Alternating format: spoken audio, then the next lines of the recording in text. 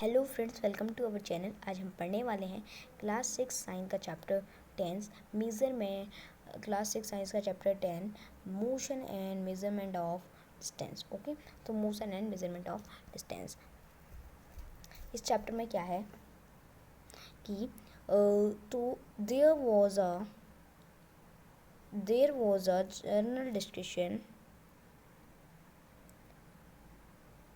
There was a general discussion among the children, Paheli and Bujo class, about the place that they are visit during the summer vacation.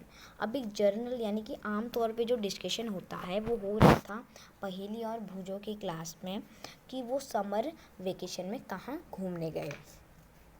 Someone had gone to their native village by a train. कोई native village गया था यानी अपने village गया था train से, and then अ बस, फिर बस से, and finally a bullock cart, फिर बुलक कार्ट से.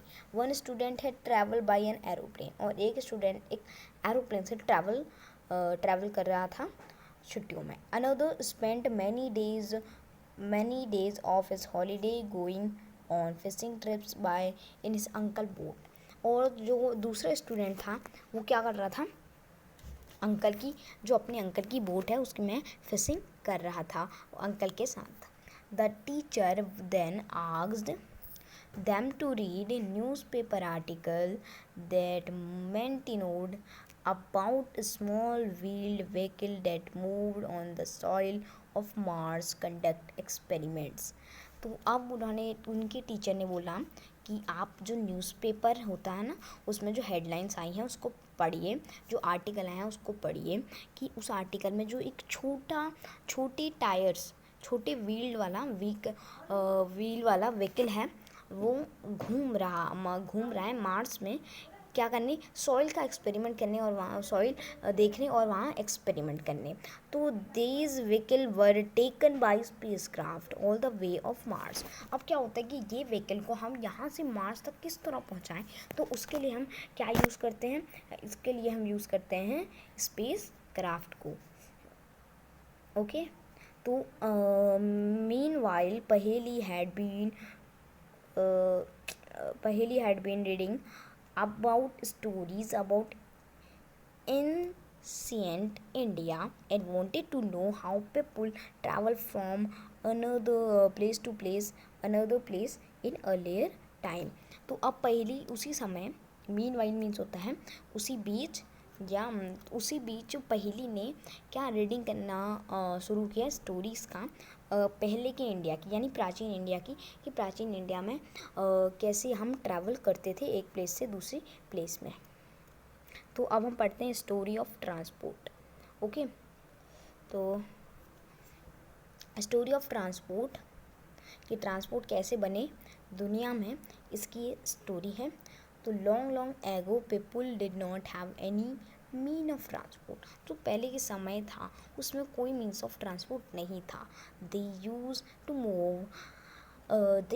Move only on foot and carry goods on their back. तो वो क्या करते थे, पैदल जाते थे अपने पैरों से और जो सामान होता था उसको अपनी पीठ पे कैरी करते थे. Later on the began of to use animal for transportation. अब उन्होंने क्या किया, एनिमल का यूज़ किया ट्रांसपोर्टेशन के लिए. जैसे आप यहाँ देख रहे हैं ये बुलक कार्ट है, इसका यूज़ किया उन्होंने ट्रांसपोर्टेशन के लिए एनिमल्स का. और सबसे पहले उन्होंने क्या बनाया था, ये इस तरह से कुछ बनाया था. तो जैसे ये है, यहाँ से ये इस तरह से जो बेल हैं वो जुड़ी हुई हैं और यहाँ पे एक बैम्बू सा उन्होंने लगाया जिसमें वो सामान रखते थे. कुछ इस तरह से देखिए, इस तरह से, और ये ऐसे करके बेल हैं और ये हो गया हमारा बैम्बू. सबसे पहले ये वाला उन्होंने बनाया था. तो let I erase it. Okay, and for transportation through water route. अब जो वाटर था उसमें ट्रांसपोर्ट वो कैसे करते थे, वो ट्रांसपोर्टेशन करते थे एनिमल मतलब कि बोट के द्वारा. किसके द्वारा, बोट के द्वारा. यानी बोट बहुत पहले ही बन चुकी थी, अर्लियर टाइम में ही जो बोट है वो बनाई जा चुकी थी. अब उसमें क्या होता था, थोड़े से छेद होते थे. अब later people learn to put together different piece of wood and give shape to boat. Okay, तो अब क्या, अब लोगों ने सीख लिया है कि हम किसी चीज़ को किस तरह से, अगर ये बेल है इसको हम किस तरह से इसमें फिट कर सकते हैं, इसको हम ये लकड़ी को हम यहाँ फिट कैसे कर सकते हैं, ये उन्होंने अब सीख लिया था उस समय। तो अब देखते हैं इसके नेक्स्ट वाला paragraph. Eminent the shape of animal living in water. अब उन्होंने जैसे उसी तरह का शेप बनाया जो एनिमल में वाटर लीव करते थे। तो रिकॉल अवर डिस्कशन, अब हम इसको डिस्कशन को रिकॉल करते हैं एक बारी कि जो स्ट्रीमलाइन शेप होता है फिश का, जो हमने चैप्टर 8 है 9th में पढ़ा था कि शेप का इस तरह से होता है, जो ये जो हमारी फिश होती है उसका इस तरह से होता है, क्योंकि जब पानी आता है तभी सीधे इससे ऊपर चले जाता है, तो ऐसे करके ये ऊपर इससे चले जाता है। ओके, तो आप अंडरस्टैंड कर लिया होगा कि किस तरह से जो मछली है वो पानी के बहाव से पीछे नहीं जाती, जबकि उसको चीरते हुए आगे निकल जाती है। तो invention of the wheel made a great change in mode of transport. जब व्हील का इन्वेंशन हुआ, पहिए का इन्वेंशन हुआ, तब क्या इंसान के लिए ये बहुत बड़ी कामयाबी थी, क्योंकि पहिए से आजकल हम देखते हैं अगर पहिया नहीं होता तो यहाँ से वहाँ ट्रैवल ही नहीं कर पाते, और मतलब कि पहिए के द्वारा कोई इन्वेंशन हो ही नहीं सकता था। ये इन्वेंशन करने के लिए हमको यहाँ से वहाँ जाना है, और कैसे जाएंगे यार, पहिया तो है नहीं, मतलब कि कोई ट्रांसपोर्टेशन में बहुत टाइम लग जाएगा, तब तक टाइम में तो हम हार जाएंगे ना, इसलिए। तो the design of wheel was improved over 1000 year. अब इसी तरह से उनका डिज़ाइन इम्प्रूव होता रहा, किसका, टायर का, until the beginning of 19th century people still depend on animal. अब जब 19th सेंचुरी आई तब पीपल थे एनिमल पे डिपेंड, बोट पे डेवलप थे, and ship to transport them to place, ship पे और बोट पे एकदम डिपेंड थे कि बोट और शिप एनिमल से हमारी मदद कर सकते हैं यहाँ से वहाँ घूमने में। अब the invention of streamlined engine. अब स्ट्रीमलाइंड इंजन देखिए ये है, जैसे कि ट्रेन है ना, तो ट्रेन से क्या है, उससे बहुत ज़्यादा धुआं एकदम निकलता रहता था, इसलिए उसमें बहुत ज़्यादा स्टीम बनती थी, तब जाके उसको इंजन को हम चला पाते थे। अब कहाँ पहुँचे थे हम, तो दम प्लेस, तो the invention of steam engine develop a new means of transport, और उससे एक न्यू मीन ऑफ ट्रांसपोर्ट आया। अब rail roads were made of steam engine, तो जो rail road were made of steam engine, जो अब रेल रोड थी वो स्टीम इंजन के लिए बनने लगी। Drive in carry a weapon, उसके लिए उसमें वेपन लाए जाने लगे। और लेटर कैम, अब नेक्स्ट पेज पढ़ते हैं, देखिए नेक्स्ट पेज में क्या है, हाँ ओके, अभी एक मिनट वेट कीजिए। तो automobile such as motor cars, truck and buses. अब इनमें क्या था, जैसे बस है ना, तो बस में आपको कुछ नहीं करना होता है, सिर्फ ये ड्राइविंग के लिए आपको हैंडल चाहिए और आपको बस घुमाना है। और ना स्ट्रीमलाइन इंजन में क्या था, आपको इंजन बार बार चलाना पड़ता था, बार बार बहुत कुछ करना पड़ता था उसमें चलाने के लिए। बस जो ये बसेस हैं, ट्रक हैं, इनमें आपको ज़्यादा कुछ नहीं करना पड़ता, इसलिए हम इनको ऑटोमोबाइल्स कहते हैं। अब देखिए मोटराइज्ड बोट, अब क्या आने लगी, मोटराइज बोट आने लगी, ठीक है। मोटराइज बोट में क्या होता था, एक मोटर घुमाई और वो चलने लग जाती थी, उसके बाद, वरना पहले की बोट में तो हमको बहुत ज़्यादा हाथों से चप्पू चलाना पड़ता था, ठीक है। तो were means of transport on water, अब ये वाटर के लिए एक ट्रांसपोर्ट बन चुकी थी। The early year of 1900 so the development of aeroplane, और 1900 में जो हम एरोप्लेन में जिसमें हम सफ़र करते हैं उसका डेवलपमेंट हो चुका था, ओके। वहाँ उस 1900 में उसका डेवलपमेंट हुआ। These were later improve to carry passenger and goods.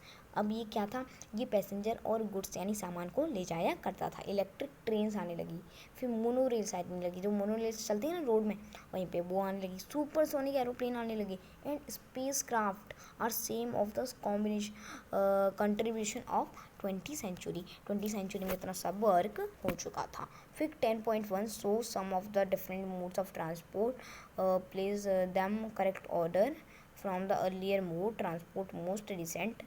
अब क्या कह रहा है कि वो जो मैंने आपको अभी चित्र दिखाया था जिसमें बहुत सारे ट्रांसपोर्ट थे, तो वो कह रहा है कि आपको इसमें लिस्ट बनानी होगी और इसको बताना होगा कि सबसे पहले कौन सा ट्रांसपोर्ट आया, उसके बाद कौन सा आया, ओके। तो are the any of early mode of transport that are not use in today. अब ये आपसे पूछ रहा है कि कोई ऐसा ट्रांसपोर्ट है जो आज यूज़ नहीं किया जाता था पर पहले यूज़ होता था। तो ये वो ट्रांसपोर्ट को पूछ रहा है कि कोई ऐसा ट्रांसपोर्ट है, तो आप इसको कमेंट सेक्शन में लिखेंगे। How wide is this desk, अब ये डेस्क कितनी चौड़ी है। तो how did people know how far they travelled, अब तो पहले क्या, अब तो मोटर वो आने लगे ना, जो मीटर होते हैं नापने के लिए, अब तो आने लगे, वरना पहले तो नहीं होते थे। अब तो बसेस में लिखा रहता है कि हम कितने ट्रैवल कर चुके हैं, कितने किलोमीटर ट्रैवल कर चुके हैं, लिखा आता था। हाउ, तो पहले के ज़माने में लोग कैसे इसको जानते थे। How will you know hour whether you can walk all the way or to your school, और whether you will need to take bus or rickshaw to reach your school. तो अब आप कैसे पता चलता था कि आप कितना किलोमीटर का में आपका स्कूल है, आप कैसे उसमें ट्रैवल जब करते हो तो आपको किस तरह से पता चलता था। When you need to purchase something it is possible for you to walk to the market.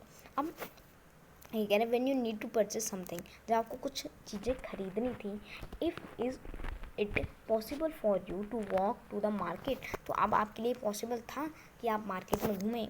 How will you know the answer of this question, आप इनके क्वेश्चन आपको, इन क्वेश्चन के आंसर आपको किस तरह पता है। It is often important to know how far a place is, तो अब हमें ये जानना बहुत ज़रूरी है कि यहाँ से हमने ट्रैवल करना स्टार्ट किया और जब हम यहाँ पहुँचे तो हमने कितना किलोमीटर ट्रैवल किया, तो यहाँ कितना किलोमीटर हमने ट्रैवल किया। तो so that we have need idea how we are going to reach the place on walk, ठीक है, बस और train, ship and aeroplane versus spacecraft. तो अब हमने क्या किया, कभी कभी हम क्या करते थे, जब बहुत दूर जाना होता था तो हम क्या करते थे, बस ले लेते थे या ट्रेन से चले जाते थे। Something that are object whose length and width we need to know, अब हमें कुछ जैसे ये यहाँ आप टेबल देख सकते हैं, अगर हमें इसकी लेंथ और ब्रिथ जाननी है तो हम किस तरह से जानेंगे। ओके, तो ये जो टेबल है इसमें अगर हमको जाननी होती तो हम किस तरह से करते थे। इन Paheli and Boojho classroom there are large desk which are able to serve by 2 student. अब ये जो वहाँ पे जो पहेली और बूझो का स्कूल था वहाँ बहुत लंबे लंबे डेस्क थे, एंड पहेली बूझो शेयर वन डेस्क, अब वो दोनों एक डेस्क में बैठते थे, यानी कि 2 बच्चे एक डेस्क में बैठ के अपना काम आसानी से कर सकते हैं, इतने बड़े वहाँ डेस्क थे। बट फ्रेंचली एंड अब object that an other is using a large share of the desk, पर हम end up of objecting that the other is using a large share of the desk। तो इस तरह से अब हम आगे बढ़ते हैं, ठीक है, हम आगे बढ़ते हैं कि पहली और बूझो अगर हम जानेंगे किस तरह की, तो किस तरह से हम किसी चीज़ की लेंथ नापते थे। अब on the teacher suggestion they decide to measure the length of desk, ठीक है, तो उन्होंने लेंथ मेज़र की डेस्क की थी, एक बच्चा कितनी डेस्क लेगा और एक बच्चा कितनी डेस्क लेगा, ये उन दोनों में मतलब कि सब बच्चों में लड़ाई हुई इसके बारे में। तो make a mark extending the middle of it and draw a line to separate have a desk. अब हमें उस डेस्क को बराबर करना था तो हम एक लाइन बनाए थे उसके बीच में, तो उन्होंने ये सजेशन, और टीचर ने उनको ये सजेशन दिया। तो both Paheli and Boojho are very found of playing gilli and danda, तो वो बहुत ज़्यादा अच्छे थे उसमें गिल्ली एंड डंडा में। तो बूझो ब्रॉट अ सेट ऑफ गिल्ली एंड डंडा विद हिम, तो बूझो अपना एक सेट लाई गिल्ली ऑफ डंडा का, तो उसने उसको इस तरह से ही is out try to measure the length of the desk the gilli and danda in fix 10 point, इस तरह से जो उन्होंने गिल्ली एंड डंडा की मापने लगी, जैसे यहाँ पे भी गिल्ली एंड डंडा आएगा, यहाँ पे भी आएगा और यहाँ पे, तो दोनों बराबर हो गया। The desk seem to be having a length equal to 2 danda and length of गिल्ली, तो उन दोनों की क्या था, 2 डंडे की लेंथ और एक गिल्ली, 2 डंडे गिल्ली की लेंथ जितनी थी। तो draw a line in the middle of the desk, leave each of them happy with half of desk equal to danda and gilli in length, तो जैसे इस तरह से हम देख सकते हैं, और यहाँ बीच में एक लाइन बना दी है। After a few days the mark line get wiped out Bhuja now had to new set of gilli danda as he lost old one. तो अब क्या हुआ, जो लाइन थी वो मिट गई और उनका गिल्ली और डंडा भी खो चुका था। तो अब वो लॉस्ट यानी खो चुका था, तो अब वो नया बॉक्ट करना नहीं चाहती थी। तो here is low, the length of the desk seem to measure using the gilli and danda. तो यहाँ आपने देखा कि फिग 10.3 में कि उन्होंने किस तरह से गिल्ली एंड डंडा से अपना जो टेबल था उसको नापा। तो आज का चैप्टर का फर्स्ट पार्ट यही कंप्लीट होता है। सेकंड पार्ट में आप कल पढ़ाऊँगा। तो अगर आपको ये वीडियो पसंद आई हो तो चैनल को लाइक करें एंड मेरे चैनल को सब्सक्राइब करें और दिस वीडियो को लाइक करें। Okay, thank you.